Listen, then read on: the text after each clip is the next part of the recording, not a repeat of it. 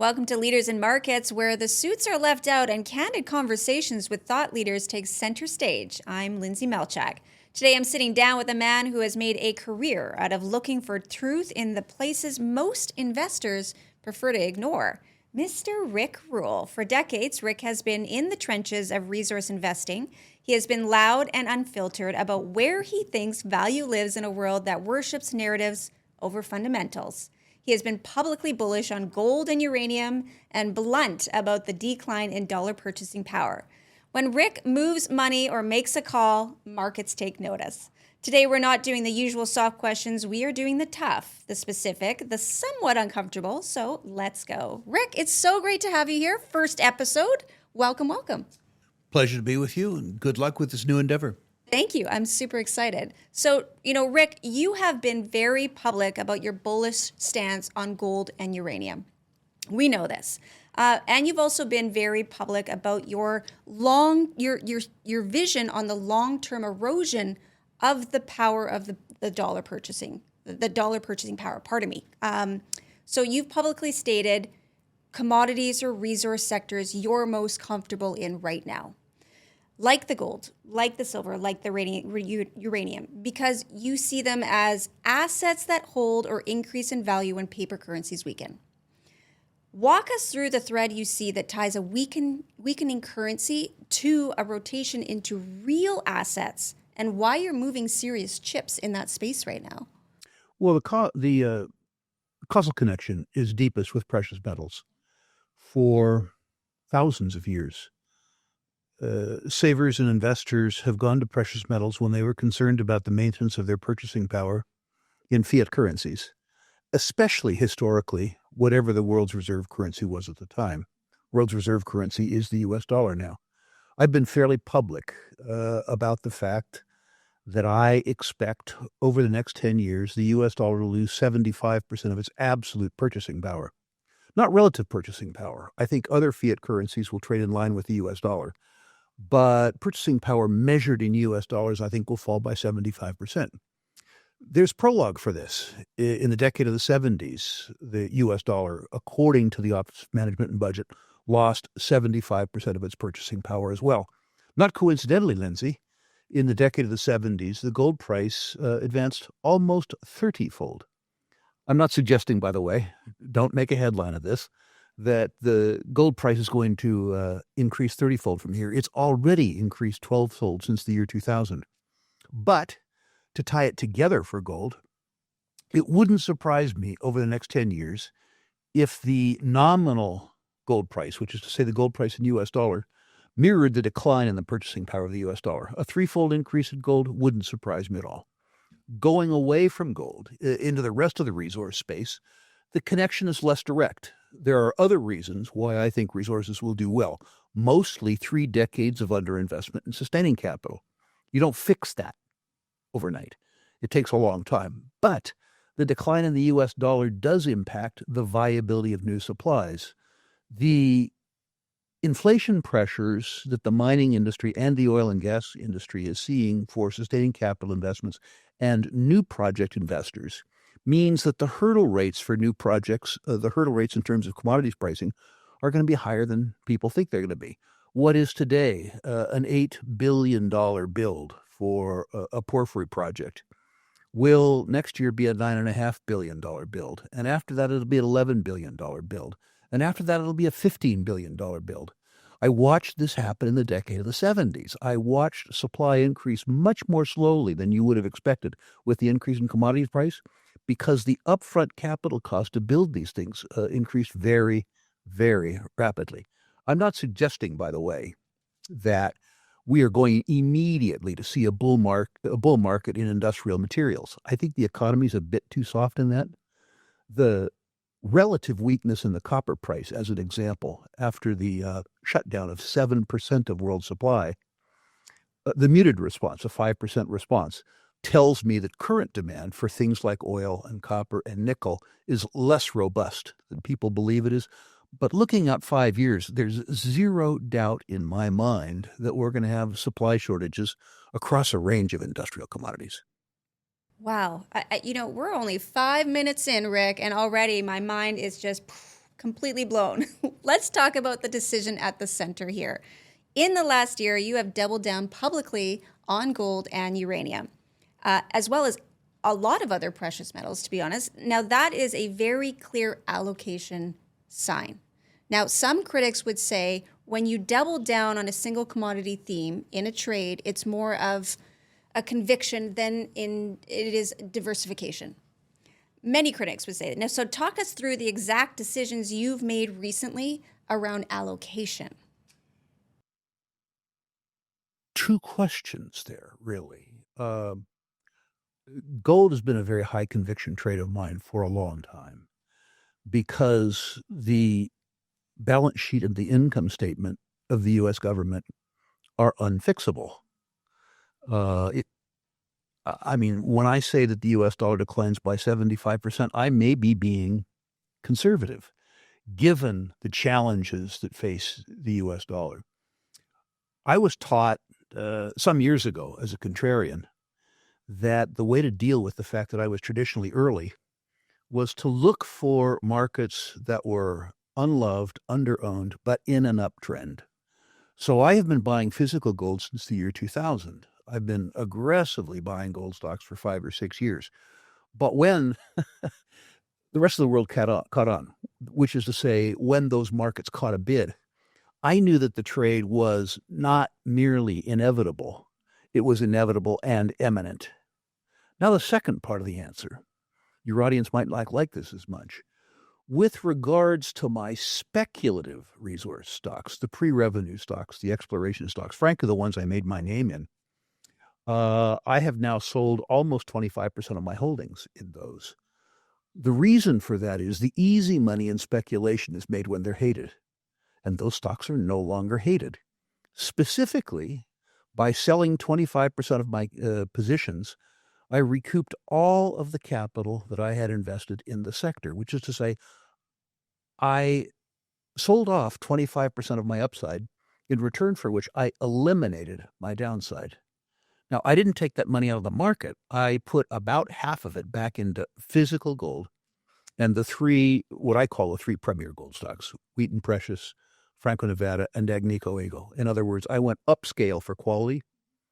And I took the other half and put it in the oil and gas business, which is still a truly hated, truly unloved, truly cheap business. It really is. And I think it actually is still quite undervalued at the same point. There's so much potential still happening there. And I know that EVs and everything, they spiked up really high. And then now everybody's sort of been like, wait a second. So that oil and gas is definitely still in quite a lot of demand. Now, Rick, uranium is one of the loudest callouts tied to you in 2024 and 2025, and some call it a modern-day mania. We'll say that. Others call it a genuine structural supply shock. So my question is, are you convinced the fundamentals justify the current pricing and the flow of capital into producers right now? The current pricing, yes. The allocation of the capital flows puzzle me. There are a whole bunch of uranium juniors, maybe 120, 12 or 15 of which have some uranium. The rest are flotsam and jetsam. They have uranium as a component on the share certificate, and they seem to be funded with equal alacrity. So I would caution the people who are buying uranium as a sector to do some research on the juniors that you own. There are a bunch that I believe are non-viable, Lindsay, at any price. If the price of a commodity that you don't have any of, you're merely looking for, goes up, it shouldn't matter to your share price. If the price of uranium doubled from, 75 to 150, but the company didn't have any uranium, other than perception, why should it matter? Now, there's a really cool thing about uranium that most people don't seem to focus on, which is that the uranium market, unlike any other market I know of, is evolving away from the spot market. The tyranny of the spot market, where you never know in a year or 2 years or 3 years what you're going to sell your product for, to a term market. In the uranium business, buyers and sellers could meet in a contract. It's commonplace. And that contract guarantees price and volume to both sides. So a junior that wouldn't otherwise, because of their credit quality, be able to finance construction can take an offtake agreement with China General Nuclear, Tokyo Power, Duke Company, Southern companies, investment grade counterparties to the bank and finance. This certainty with regards to both pricing and volume over time means that a nervous lender like myself, for instance, could have a much better sense of what the cash flows will look like during the period of the loan than really literally in any other commodity on the planet. Similarly, an equity analyst who has hitherto had to make up the price projections in year 2, year 3, year 7, can look at a contract with a credit grade counterparty and know at least what the minimum floor pricing will be. And this is a change that not this year, not next year, not the year after necessarily changes the dynamic of the uranium market, but over 5 years, it turns our perceptions upside down. Phenomenal. And this is why I love having you, just to sit here and chat, because I just learned so much. Well, let's flip over a little bit right here. Some people claim that heavy public advocacy combined with personal allocation can actually create a conflict between commentary and capital allocation. So how do you separate your role as a market commentary from, the manager that's actually allocating real money here? Well, first of all, I'm no longer a manager. 4 years ago, I guess, stopped managing money after 40 years. I manage money now for one client. Difficult guy, really, truly difficult guy. His name is Rick Rule. Whew, that's a tough one. I get along with him, okay? I get along with him better than other people get along with him. And so I just manage for that one guy. Okay. And that's worked out well for me. Absolutely. It's worked out well for the client too. His manager's interests and his interests are completely aligned. Wow, you guys definitely are aligned. If you were to give any advice to any managers out there, what do you think it would be right now? Oh, well, managers who've been in it as long as I, quit. Do it yourself. You're so much freer if you do it yourself.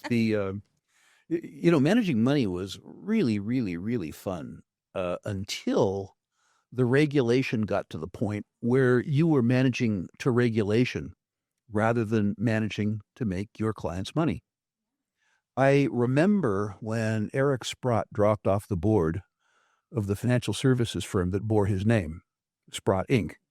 And I said, Eric, it's kind of none of my business, but your name is on the door. What are you doing leaving? And he says, the board meetings, Rick, they're about everything except making the client money. It's just no damn fun. Now, I'm not as smart as Eric. I stayed on the board that had his name on it for 3 years longer than he did, which is, it's an example. It's a testimony to why he's wealthier than I. He's smarter than me, But, I finally caught on. For younger managers, I would say the most important thing you can do is fire clients that you don't get along with.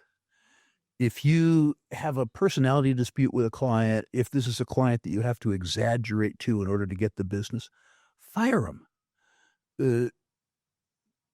The bottom 10% of your clients probably absorb 50 or 60% of your time. If you took that 50 or 60% of your time and lavished love, care, and attention on your best 10%, as opposed to wasting it on clients that you can't serve well, you will be way, way, way further ahead. I came to that conclusion when I was about 35, I guess. Everybody sweats bullets to get clients. And it's difficult early on, having worked so hard to get them. But the most important thing you can do is find clients that you can't serve well and fire them. That's smart advice. I would say the second thing, some would say it's the first, figure out the part of investing that gets you up in the morning and keeps you awake at night. And just do that. Don't try to be all things to all people, because you're going to fail at most of them. find your own place that you add value, and find the place where the research is so much fun that you resent having to stop. If you do that, you're going to be competing with people who can't compete with you. You're going to be competing with some young superstar that wants a Lamborghini in his or her driveway. So they're thinking about a Lamborghini as opposed to thinking about doing the research. If you're thinking about the research, you'll end up owning a Lamborghini dealership, never mind a Lamborghini. Great insight, Rick. Okay, everybody is talking about this, so we're just going to run through it very quickly. Gold and the real value. Everybody's here. You said the gold bull is in its early innings and that gold will mirror the decline in purchasing power of the dollar. That is actually a very huge claim with big consequences for portfolio construction. Correct. What levels and time frames then are you personally watching where you would take profits or materially rebalance? I'm too old and too smart to give you a specific time, as much as I would like. Maybe just a little peek. Well, I mean, at the onset, I said I believe that the U.S. dollar will lose 75% of its purchasing power in 10 years. And it's likely, I believe, that the gold price will more or less mirror that decline. In planning for this one client that I still serve myself, I'm thinking in the context of a threefold nominal increase in the gold price over 10 years. I'm thinking, by the way, if you think about the 1970s as a financial prologue, think about the assets that got hammered. Interest-sensitive equities, long bonds. I mean, long bonds got obliterated. So I'm mirroring that myself. I have a lot of cash, and cash is a problem because I'm getting paid on my cash about, in 10-year, well, not in the 10-year treasury. If I were, I'd be getting 4.6, 4.7 in a currency that I think is experiencing purchasing power decline at 8% compounded. Most investors who I compete with, when they try to gauge what they call inflation, they use something called the CPI, the Consumer Price Index. We in the trade refer to that now as the CPI.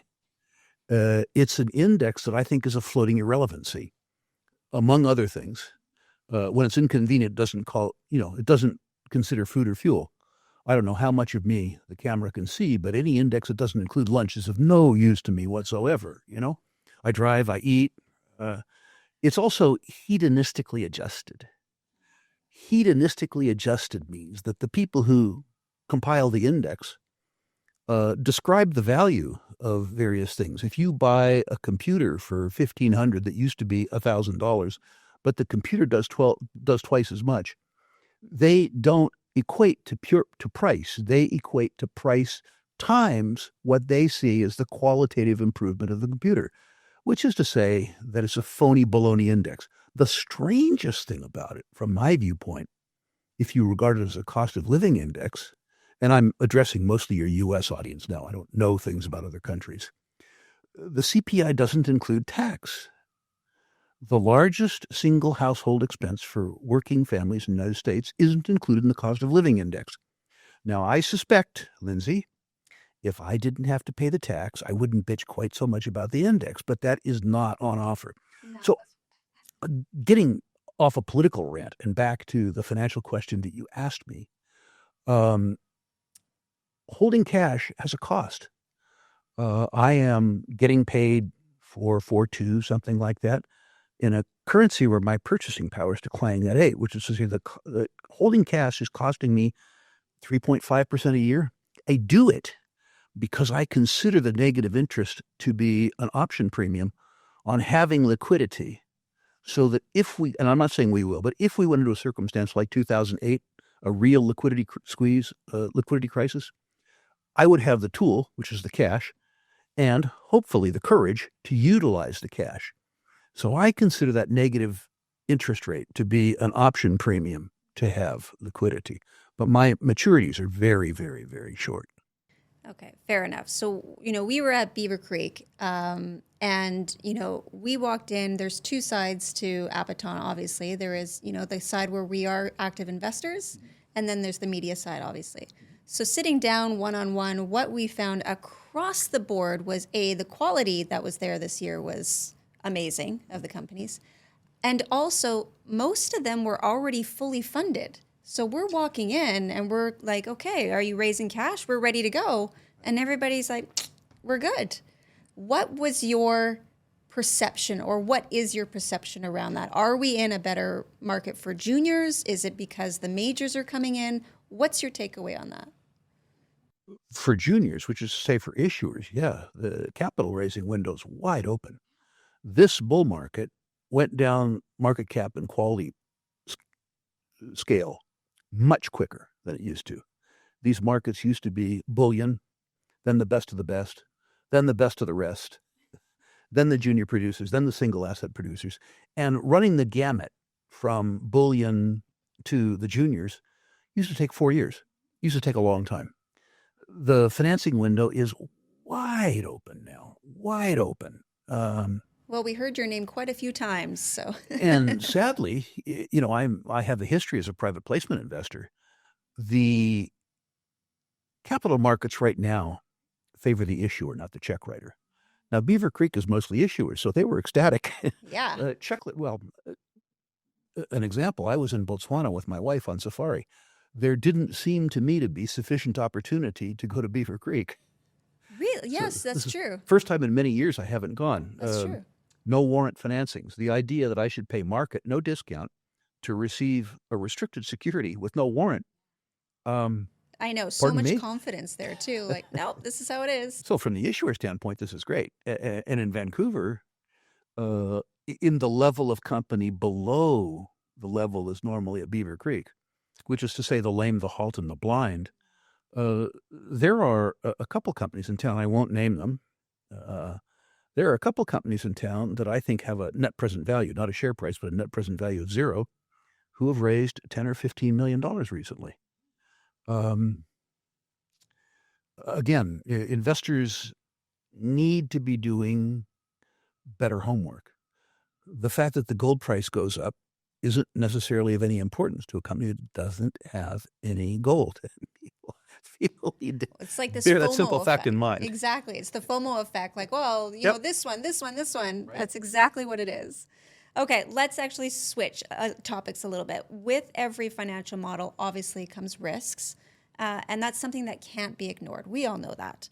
If we circle around royalties right now, royalties and streaming companies sell future cash flows for profit. You have talked about different ways to get resource exposure. Are royalty and streaming companies structurally safer in the current high rate environment, or are they just a set of risks dressed in safety? They're much safer at current pricing. They're better businesses. A royalty company, and to some degree a streaming company, when they pass out the capital cost bill, they don't get one. When they pass out the operating cost bill, they don't get one. They just get the money. That's pretty cool. So the cost escalation that you and I talked about 10 or 12 minutes ago doesn't affect them, which is really nice. You measure the income stream, but you don't have to measure the cost stream, with the exception of G&A. Because it's a better business model, I have found, some of my friends in exploration won't like this, that it attracts better business people, more rational, more cautious people are attracted to better business models. It's no secret, I think, the reason behind the fact that among the senior gold stocks, two of my three favorites, which is Franco and Wheaton, are royalty and streaming companies. Only one, Agnico, is an operating company. It is a better business that attracts better business people. The other side of that, for the speculative part of your audience, is, and this is ironic, in a rapidly rising metals price environment, the least efficient producers do the best. It makes perfect sense. If you are producing gold at $2,500 an ounce, in a $3,000 an ounce environment, your margin is $500. In a $4,000 gold price environment, your margin is $1,500. In other words, your margin triples. If you were a more efficient producer producing at $1,000 an ounce, you'd have a $2,000 margin at $3,000 an ounce, and a $3,000 margin of $4,000. In other words, the increase in margin that you would enjoy as a consequence of escalating mineral prices is less. So, ironically, raging bull markets, in a way, subsidize the inefficient and penalize the efficient. As an old man now, I'm really happy with a circumstance where I give up some of my upside in exchange for eliminating my downside. So I would prefer the better business. I would prefer to capture the market beta to the alpha, but eliminate the operating risk. And you eliminate the operating risk for the most part in royalty and streaming companies. If something goes wrong with a mine that you have a royalty and stream on, you still get penalized. Make no mistake. But you don't have operating problems, operating cost problems. You don't have sustaining capital expenditures. All of those circumstances, those are all somebody else's problem. Because those are all somebody else's problem, the level of general and administrative expense that you need to run that business is much, much, much smaller. Franco-Nevada, the last time I looked, operates that whole big business on about 1/10 of 1% of revenues. That's an astonishing number. That includes the receptionist. That's soup to nuts, right? An operating company would be 15 or 20 times that. Wow. So, for somebody who doesn't really understand the whole royalty thing, would you say a royalty company or streaming company is more like a property management company? If you put that into some sort of... I wouldn't. I get your point. Yeah. That the margins are pretty fat. Your analogy of a property management company, I think applies better to those few public investment managers in the natural resource space. My former employer, Sprott, is a property manager. Make no mistake, when I joined them, AUM at that company was probably $2 billion. And we did fine. We made good money because asset management, when you're at a certain level, generates pretty good margins. That business has $50 billion in AUM now. And the fee income has risen much more rapidly than the offsetting expenses. It is a true property manager, at what Warren Buffett would call a tollgate. A tollgate. Oh, Warren Buffett. Okay, Rick, I'm bringing in the politics. I'm going to bring in the audits. I'm going to bring, of course, the trust and the distrust that comes with that. You have commented publicly on big macro issues, including calls for audits of storied institutions and trust on monetary systems. That we've heard before. People are paying attention when you suggest systematic cracks. So there has been public noise about audits of Fort Knox, about the behavior of the central bank. We've heard all of that before. Are you prepared now to lay out what you think is at stake politically and economically if those institutions fail to meet the scrutiny you say they deserve? For the time being, nothing. Okay. Because most people in the United States, foolishly, I think, trust their government. Most people in the United States, if I'm in front of a large audience, talking about on-balance sheets deficits and off-balance sheet deficits, their eyes glaze over and they go to sleep. But I think it would be important to remind Congress who owns that gold. It's ours. It's not theirs. I don't think it's proper that if there is a suspicion that either the gold isn't there or that gold has been hypothecated, given the fact that that gold allegedly belongs to the citizens, if it is there, why wouldn't you owe the citizens an accounting? Whose business is it to deny the citizens an accounting? If it is somebody's business, why? How is it in the citizens' interest to be denied an accounting for an asset that the citizens, not the Congress, owns? Canada doesn't have that problem. Y'all sold off your gold, right? So I could audit that, right? I could go into the Royal Canadian Mint in the Canadian government thing, and I could confirm that there was nothing there, which they already say. So I had no problem. But in the U.S., it's alleged that we have a boatload of gold. A boatload of gold. I'm not saying it's not there. I'm just saying that for my adult life, they haven't shown it. At Sprott, we had to audit our gold every quarter. It's in the Royal Canadian Mint. And it's pretty simple. You send KPMG in there, and they do this advanced technology: 1 bar, 2 bar, 3 bar, 4 bar. High tech. And then they use this little XRF machine to make sure it's not tungsten, that's real gold. You could do this, and it's really, really, really cheap. And it's really, really, really efficient. Given that there is a dispute, given that there's a lack of trust, why is it in anyone's interest not to answer the question? And what business is it of theirs to deny us a reckoning, an accounting of what is ours? What a perspective. It gives you so much food for thought right there, too, just to go, okay, hold on, just stop for 1 second here. Let's just pay attention. I want to chat a little bit about Battlebank. Great. I do too. So if an institutional investor like Battlebank wanted to follow your playbook, okay, but avoid headline risk and avoid crowding, how should they structure their exposure right now? Banking is really pretty easy. It's a really good business. It's just that people get greedy and stupid around banking. And this isn't a Canadian example, but the American parlance would be Ohio State football. You just block and tackle. You don't do anything fancy. You work on the fundamentals.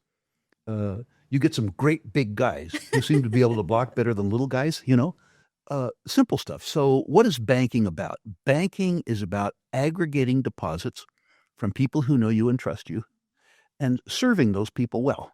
It's the first thing it's about. Then you allocate that capital to borrowers who you know and love and trust in businesses that you understand well enough to value the collateral. Simple stuff. The big banks in the United States, I won't criticize your banks yet, but the big banks in the United States do a couple things wrong from my point of view. The first thing that they do wrong is, by and large, they trick their customer. The big box bank that has banked me for some years has now 17 deposit products. Two problems with that. One problem is, why would you need 17 deposit products, particularly when 5 or 6 of them pay no interest? Now, I can understand why the bank would like a product that pays no interest, but as a depositor, I'm interested in interest. So at Battlebank, like our predecessor, the last bank we did, EverBank, we have one simple high-yield money market account. Write checks against it if you want to, no fees. We pay you interest. We don't need 17 products. We can serve all of our customers with just one. Because of that simplicity, we don't need branches. Most banks have all these branches. For us, our customer has to have sufficient sophistication that their computer or their phone is our branch. I realize that dumb people need banks too, and so they can go to the ones with branches, and we'll take the smart ones, right? The second thing that, and I don't know why big American banks don't do this, but big American banks only allow Americans to save in American dollars. That's silly. Immigrants built the United States. And immigrants live in two currencies. A Canadian business person, let's say that you moved to the States. You would have ties here and ties there. You would likely do business in both currencies. Why wouldn't you bank in both currencies? So at Battlebank, we will allow you to bank in 20 currencies as opposed to one currency. We did that at EverBank, and we ended up raising like $8 billion in foreign currency deposits. It was a very, very, very good business. Simple expedient was we listened to what our customer wanted, which the big banks have to do. On the non-deposit side, In the United States, we have a product called an IRA. You call them RRSPs. Yeah. Same sort of thing. We have a solo 401k, a different type of thing. That's also an individual thing. Most IRAs in the United States really are receptacles for Wall Street products, sort of like your RRSPs. You can own mutual funds. You can buy and sell stock. You can buy certificates of deposit. You can buy annuities. They're really receptacles for Wall Street or Bay Street packaged products. At Battlebank, your IRA is your IRA. Your IRA can form what's called an LLC, limited liability company. That company, which your IRA owns 100% of, can buy a duplex or a triplex that you operate. You could buy a franchise which you operate. President Trump recently has said, God bless him, that he's going to make it so IRAs can buy private equity. At Battlebank, you don't have to ask the president if you want to buy private equity. You just do it. Your IRA is your IRA. It's a phenomenon that seems to be lost on Wall Street. They would prefer your IRA to be their IRA. And then on the lending side, the big banks, and there's a lot of smart people there, they try to do too much. They try to lend to 500 industries. How can you understand 500 industries? If your background is construction finance and you get transferred over to do retail lending, lending to department stores or clothing stores or something, what do you know about that? How can you assess the risk? How can you assess the balance sheet, the income statement? You can't.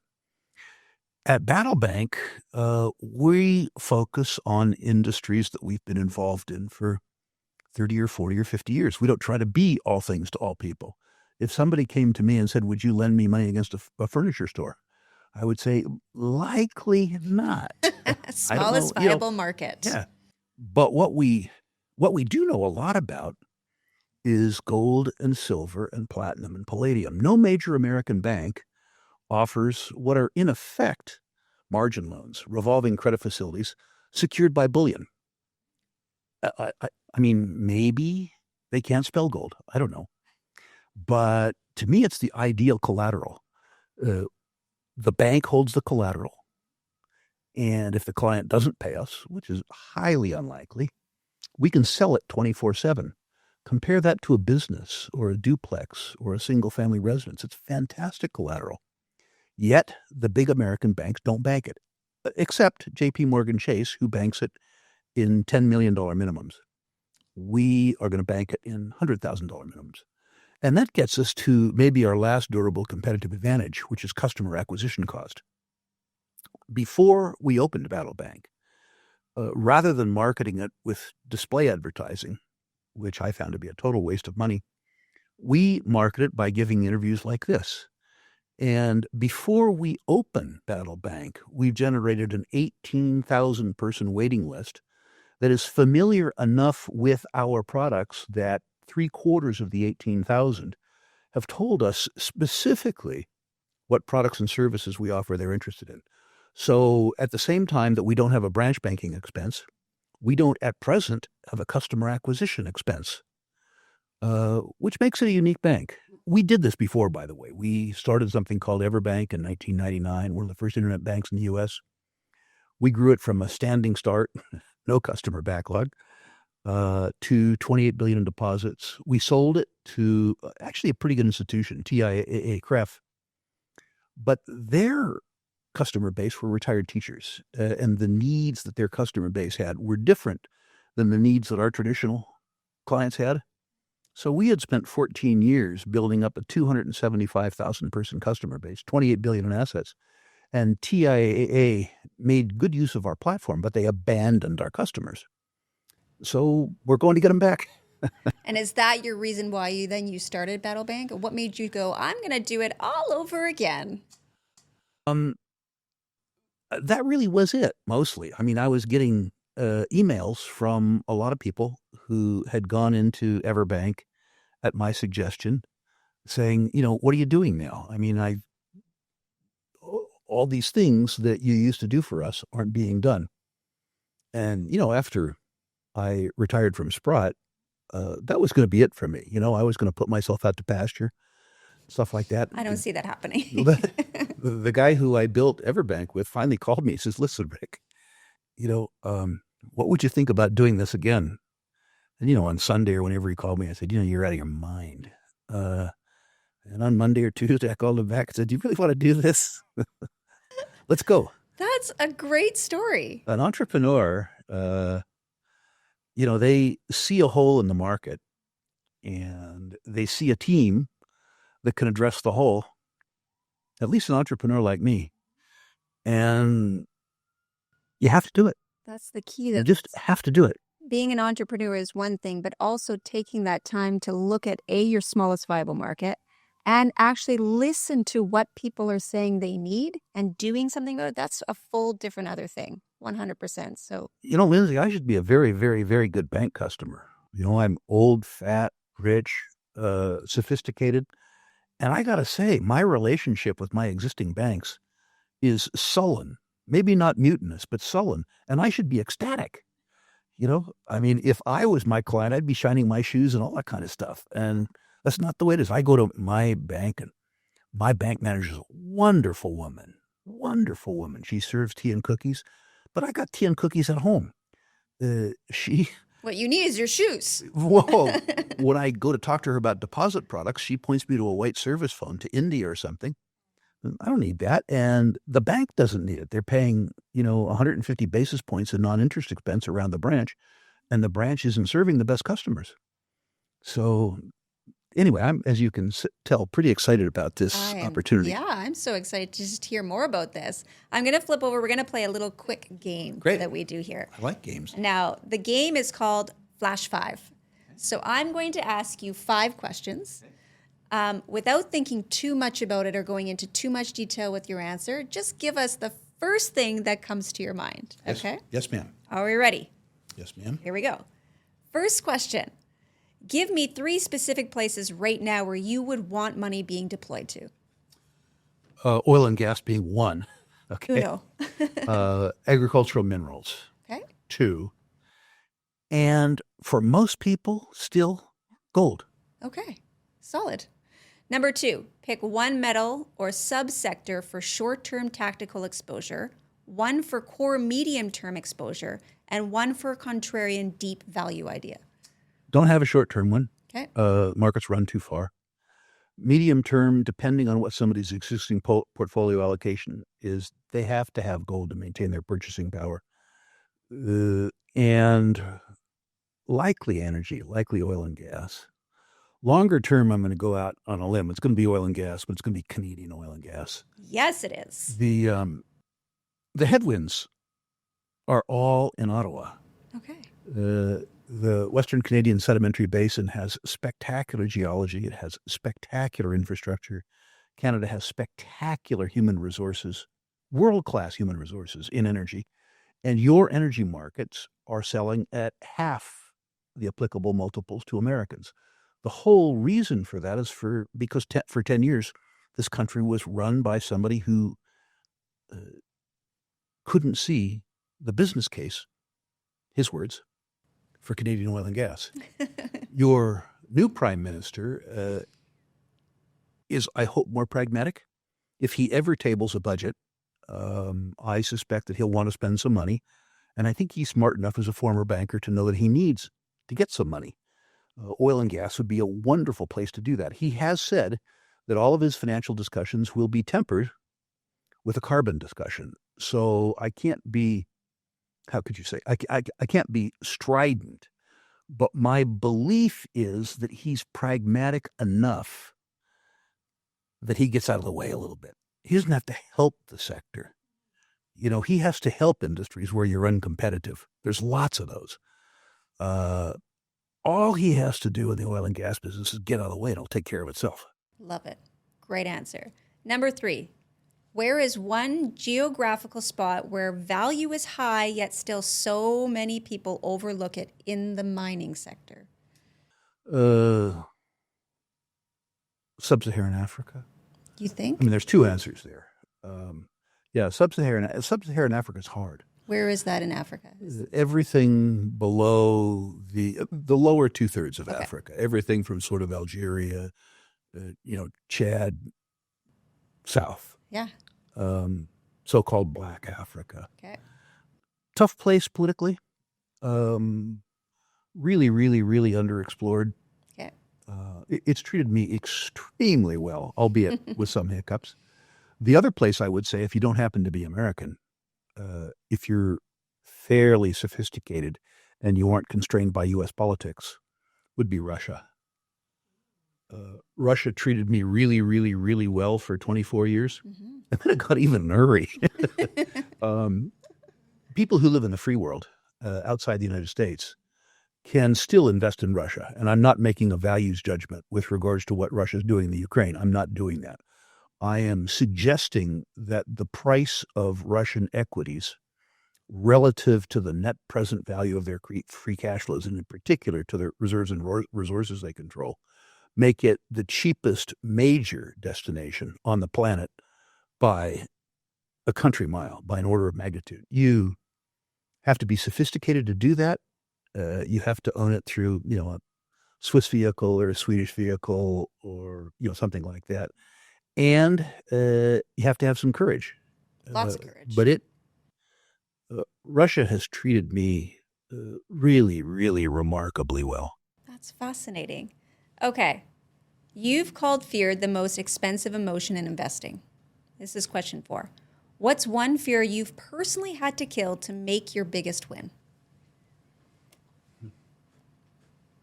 Did I stump Rick Rule? No, I've made so many mistakes. I'm trying to put them in priority. I think my biggest fear has been fear of the collective, fear of government. Oh. And what I've learned now in 72 years is as dangerous and as moronic as they are, individual initiative has been such over my lifetime. Individual initiative has funded collective stupidity. Even a place like the United States, which has lurched from mistake to mistake to mistake to mistake, it's still a society where 5 or 6 young kids can take over a garage and out pops Google or out pops so Apple. true. So despite our best efforts to commit financial suicide when we vote, when we go to work, when we solve problems, we generate so much wealth that thus far we've been able to support our our collective idiocy, which is astonishing. And I would say that fear of political risk, domestic political risk, Right. Has been my greatest weakness. How did you overcome it then? I haven't completely. And there you have it, folks. I haven't completely, but I'm now cognizant of the fact that much of what I think of as terminal risk is really financeable risk. I remember very early on in my career, in the late 1960s, so I wasn't even an investor yet, talking to my grandfather about all the things I saw in front of us, the war in Vietnam, unfunded liabilities, all the stuff that kind of bothers me today, Vietnam gone. And I remember him saying, Rick, my generation had the odd challenge too. We had the Great Depression, not an easy one. We had World War I. We followed that with World War II and nuclear weapons. You're going to get through this, You got to think your way through it. But for sure, if you go in the corner and curl up in fetal position, you're going to lose. It's a guarantee. So you got to assess the risks. You got to figure out your way through them. You got to generate more value than you consume. That's important. And you'll do fine. You got to go right through it. You got to look at that risk and go, there's no way around it. You just got to go right through it. I've done my due diligence. You've raised the value, all the things, head right into it. Okay, last question. If the dollar collapsed tomorrow and you could only hold one asset for the next decade, gold, uranium, or land, what are you grabbing and why? I guess it depends on the kind of land. I'm tempted to say gold because it's liquid. Fair enough. Land has treated me extraordinarily well, like timberland and farmland has treated me extraordinarily well for 50 years. But, I'm getting too old to grow my own food, so I'd have to say gold. Gold it is. Okay. Rick, conversations with you are it's such a reminder to investors that conviction doesn't just take just conviction. It is backed by courage, and it's backed by a hell of a lot of patience. So thank you. Pleasure. Thank you. So much for being here. I can't wait till you come back and we can just continue the conversation. I'm close. Call anytime. Oh, I love it. Vancouver's not a hardship duty. Perfect. Thank you again. Now you can find Rick. Rick, where can we actually find you? I'll make it real easy. In fact, I'll give you incentive. My website is ruleinvestmentmedia.com. If you like what I have to say about natural resources, go to ruleinvestmentmedia.com, list your natural resource stocks, and I will personally, for free, no obligation, rank them 1 to 10. I'll comment on individual issues if I think my comments might have value. Rule Investment Media, natural resource stocks, please. No crypto, no pot stocks, no tech stocks, just natural resources. Leave an old man do what he does well. He knows his lane, folks. Now, remember, of course, always remember, these are the opinions of our own with possible vested interest in any or all of the companies that we speak about.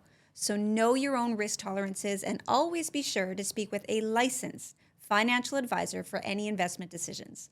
Now, for a full copy of our disclaimer, head over to apaton.com.